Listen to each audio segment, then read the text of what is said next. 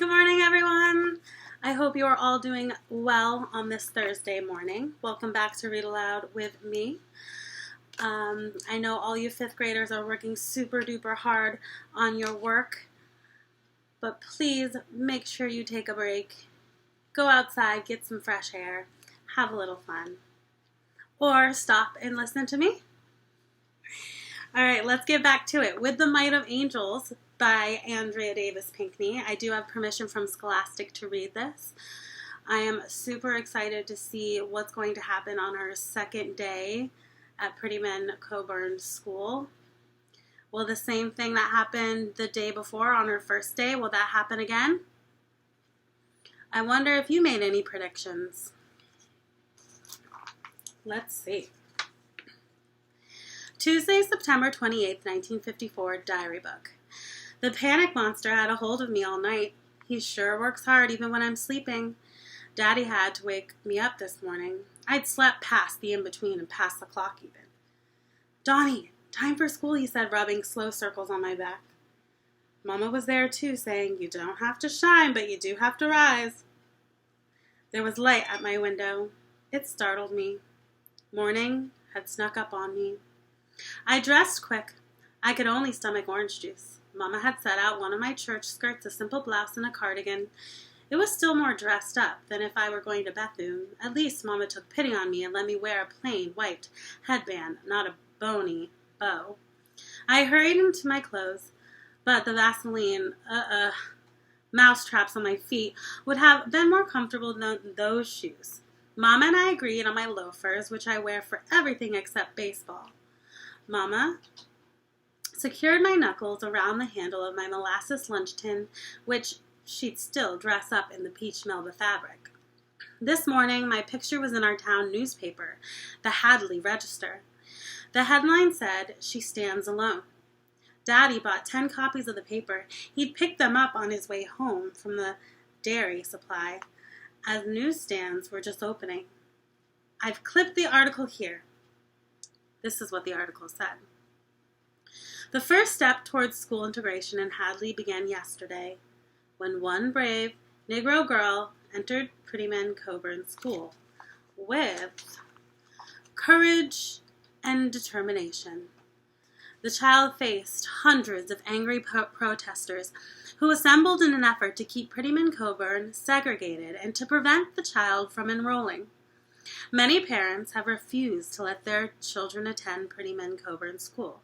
By mid-morning yesterday, several had come to the school to remove their children. In a statement, Spencer Lloyd, the principal at Prettyman Coburn, said, allowing Negroes to attend our school poses a hazard to the safety and well-being of our institution. Local officials and members of the state legislature are in continued talks with Virginia Governor Thomas B. Stanley about next steps in the process. Until further notice, school integration remains the law. Any Negro wishing to attend Prettyman Coburn School or any white school wishing to attend Hadley other public school, the Mary McLeod Bethune School, is free to do so under the law set forth in the recent Brown v. Board of Education Supreme Court ruling banning segregation. Even though the paper never printed my name, there were photographs of me going into Prettyman. Looking at the newspaper pictures, I don't recognize myself. My hair is all muffiny. My Vaselines are catching glints of light from every which way. My face, what is that eye-looking straight expression? Under my picture, the caption says, A Soldier for Justice. Wow. Wednesday, September 29th, 1954, diary book. Today, Daddy and I walked to school at a clip. We said our goodbyes at the same corner, Waverly and Vine. I saw the police cars up ahead, but very few other people. Seems the angriest folks have stayed home. It was quiet, too, like a fever that flares one day, then cools the next. I sure didn't miss all that hollerin', but I noticed right off there was no school bell. I did miss that.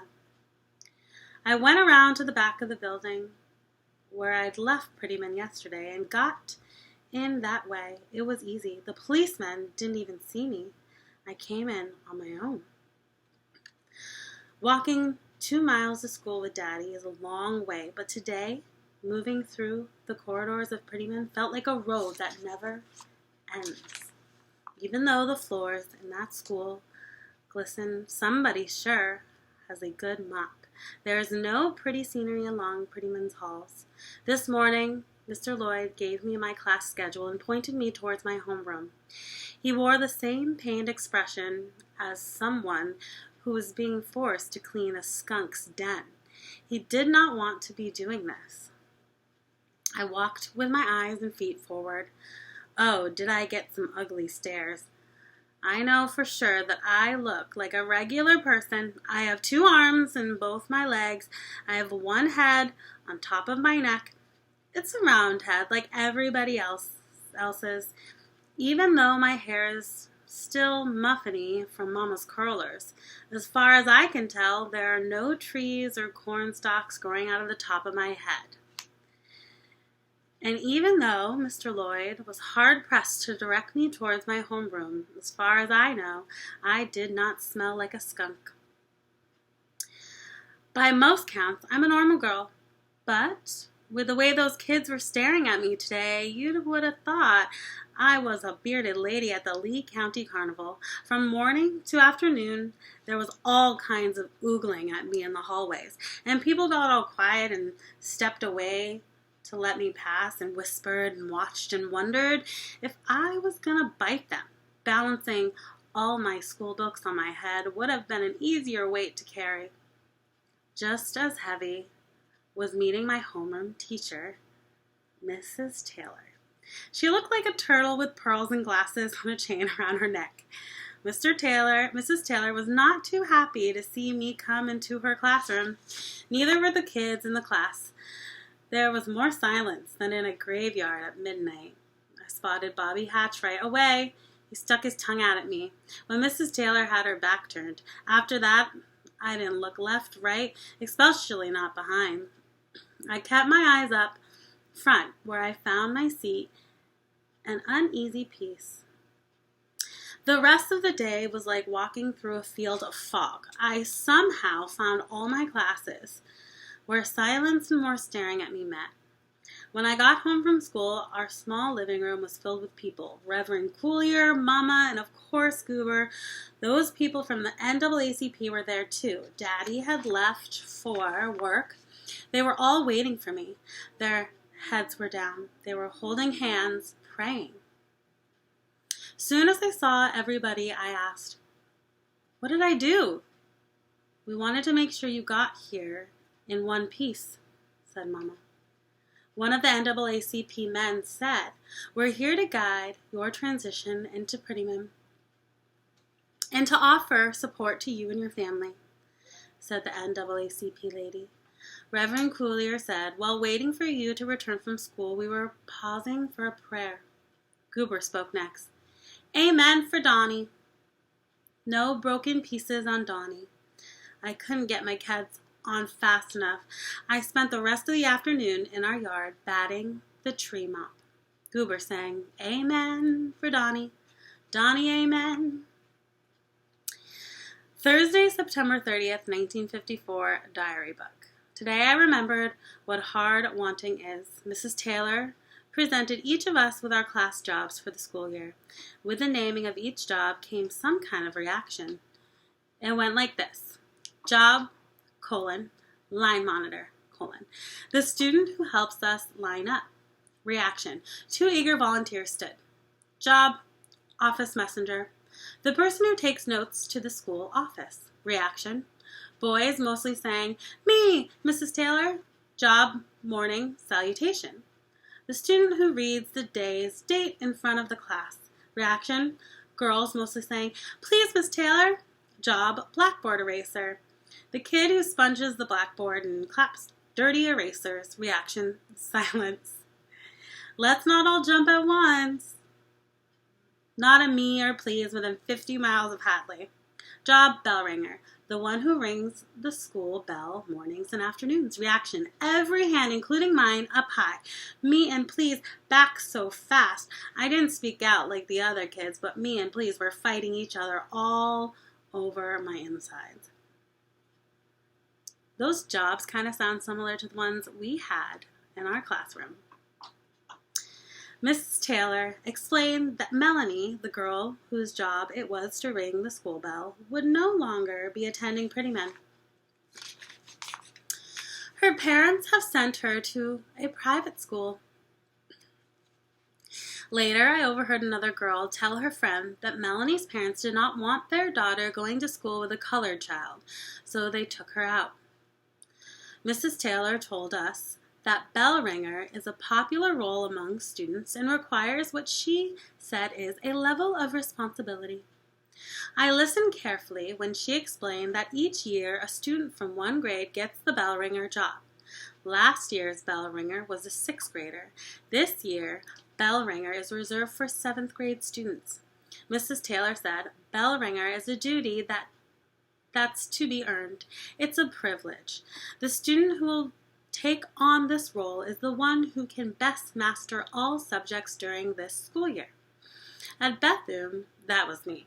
Mrs. Taylor told us that the decision for who would get to ring the bell is made at the end of the school year for the school year coming up. Bell ringer is a job that starts in May, then begins again in September. Since Melanie's gone, Mr. Lloyd, the school principal, will be the bell ringer for now. Mrs. Taylor called each name in her roll book and assigned us our jobs. Far as I could tell, the roll book names were listed alphabetically, but when Mrs. Taylor got to the J's, Dawnie Ray Johnson was nowhere. Finally, after somebody named Marianne Young, Mrs. Taylor called out my name. Now, this is what makes no sense. Every kid sitting in that room is in 7th grade. Some of them didn't look too awake, but even the most slow-poke, sleepy-headed 7th grader, even the dumbest worm in the can, knows that the letter J does not come after the letter Y, and I would bet all the dimes I've saved from my Christmas money that Mrs. Taylor knows this too. I was sure not going to head to the front of that classroom, snatch the roll book, and point out the right way to list names in alphabetical order. So, from now until June, Dawnie Ray Johnson will be wiping the blackboard and clapping dirty erasers every afternoon. Bummer. Not the job that she wanted. Friday, October 1st, 1954, diary book. Mama took one look at my new textbooks and said, "This is serious business, Dawnie. This school does not mess around." I told Mama about Prettyman's baseball diamond and clapping erasers and how badly I want to be bell ringer. She listened but was most interested in my studies. We laid out each of the textbooks in school papers on our kitchen table and studied them carefully. The papers told us what we'd be learning all year in every subject each month. It listed the school principal and our teachers. School principal, Mr. Spencer Lloyd. Homeroom, Mrs. Vera Taylor. Math, Mrs. Barbara Hughes. English, Mrs. Jane Ruth. History, Mr. Andrew Dunphy. Science, Mrs. Polly Elmer.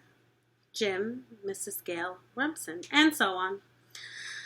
I've never seen anything like these papers, not ever. The paper said things like algebraic reasoning, expository writing, and history and context. There was one word I knew for sure: frog. Under biology, the paper said frog dissection. Ooh. "What's that?" I asked Mama, pulling apart a frog. "Why in the world would anybody want to pull apart a frog?" "Biology is science, Dawnie. Seeing the parts of a frog will help you learn about innards." The closest I've come to pulling apart a frog is pulling a frog from the pond down near Orm's pasture and pulling a frog's back from the start line while waiting for the whistle to blow at a frog jumping contest, and pulling frog legs of gravy from a platter at a picnic. I looked real good at that paper, then at the thick, shiny books with covers that cracked open and gave off a smell that said new. And oh, those books, pages smoother than silk cleat socks. This was why I wanted to go to Prettyman so badly. There had to be something in one of all of those silky books about how you get to be a doctor, but Lord, did those lessons look hard even for me. My palms went warm, itchy too. It was just like before a baseball game or when I first taught myself how to work a pogo stick. I can do this. I can do this. Saturday, October 2nd, 1954, diary book. Daddy got very quiet after he finished reading today's newspaper. He folded it into a small, hard square and set it on top of Mama's sewing basket for her to read. I got to the paper first when Mama was busy with laundry. I saw it right away, an advertisement from the owner of Sutter's Dairy, where Daddy works. It said, "Sutter's Dairy supports segregation. Join us in our pursuit for what is right in God's eye." Sunday, October 3rd, 1954. Reverend Coulier gave a sermon today about the Sutter's Dairy advertisement that was in the paper. He asked all of us at Shepherd's Way Baptist what is right in God's eyes. Every eye in the place was on me and my family. Okay, we'll stop there today. So Dawnie made it through her second day of school at Prettyman Coburn. It definitely seems like she's going to be challenged with all the work that she was given, so that's a good thing. And maybe being a doctor is closer than she thinks. But it sounds like not everyone in the community agrees with integration of schools. And even one family decided to pull their child out of the school because Dawnie was there. All right, so I can't wait to see what happens next, and I will meet you here tomorrow. I hope you have a lovely day. Toodles, miss you all.